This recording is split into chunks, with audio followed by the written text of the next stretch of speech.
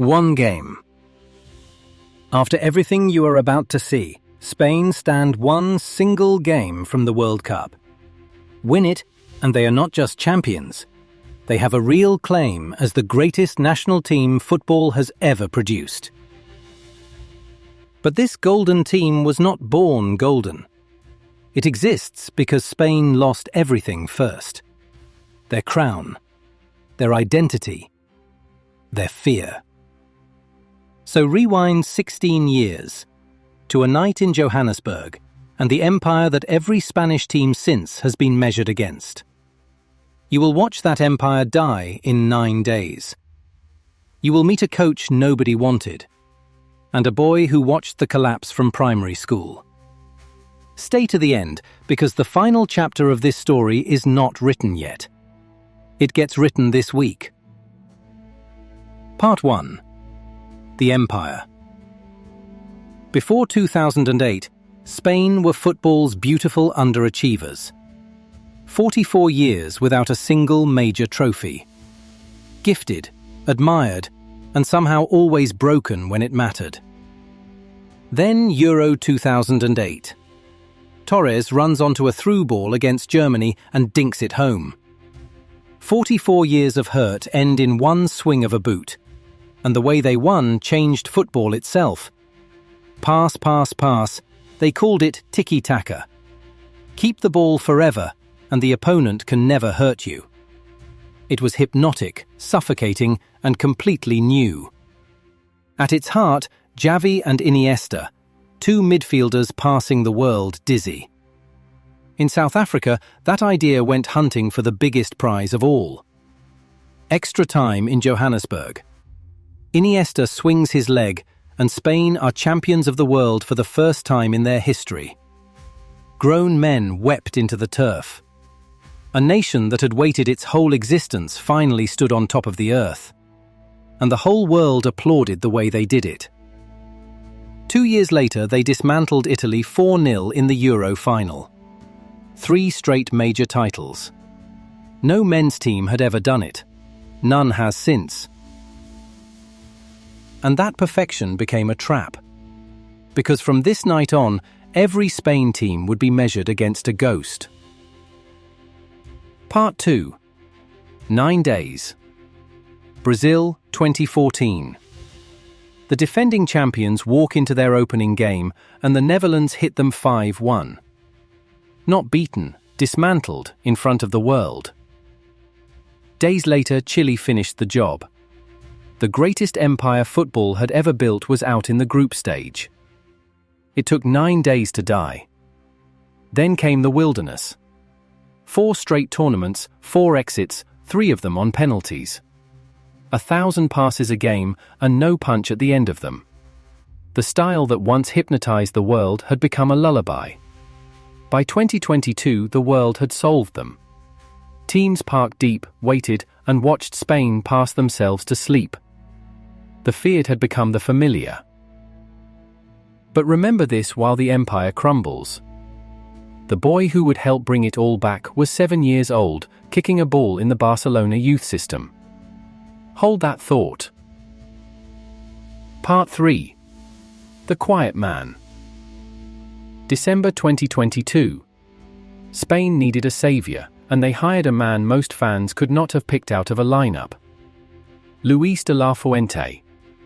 No superstar playing career, no celebrity aura. Just 2 quiet decades in Spain's youth ranks, winning titles with teenagers nobody was watching yet. And that was exactly the point. He had already coached the next generation. He knew precisely what was coming through. And he refused to worship the past. June 2023. The Nations League final against Croatia goes all the way to penalties, and this time, Spain hold their nerve. A first trophy in 11 years, won in the exact way they always used to lose. Small silverware, enormous proof. This new Spain could win the exact moments the old one kept losing. And the quiet man was only getting started. Because the kids he had raised were ready now. All of them, at once. Part 4. The New Gold. Euro 2024. Gone was the endless sideways passing, this Spain ran at you. Direct, fast, fearless. Joy with a knife's edge. And tournament football had no answer for it. Down one wing, Nico Williams, running grown defenders into the ground like it was a playground game. And down the other, the payoff. The 7-year-old from Part 2, now 16, playing like the stage was built for him. Lamine Yamal. In the semi-final against France, he curled a shot into the top corner that no teenager has any business even imagining. And in the final against England, Oyarzabal slid in at the far post to win it. Spain were champions of Europe again. 7 games, 7 wins. The first team ever to win every single match at a European Championship. This was not a comeback, it was a rebirth. And running the whole machine, Rodri. Where Xavi conducted, Rodri controls. Calm, relentless, everywhere at once, and almost never on the losing side. In 2024, he won the Ballon d'Or, the first Spanish man to hold football's biggest individual prize in over 60 years. Behind him, Pedri glides through pressure like Iniesta reborn. Around them, Gavi, Olmo, Zubimendi, Marino. The list simply refuses to end. Analysts started saying it out loud. This might be the deepest midfield any country has ever produced. Deeper, even, than the Empires. More pace than 2010. More goals. More ways to hurt you. Younger, deeper, and far hungrier. Which raises the question Spanish football barely dares to say out loud. Could this team be better than the Untouchables? The 2010 side is sacred. But sacred is not the same as safe. Records exist to be hunted, even your own. Part 5, 1 game. So, to now, the 2026 World Cup.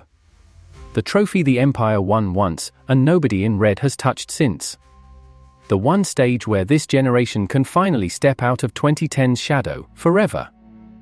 And they have marched through it. Game after game, round after round, the fearless football holding up on the biggest stage there is. No fear, no penalties, no ghosts. Then the semi-final, France. The heavyweight everybody feared. And Spain beat them to reach the World Cup final.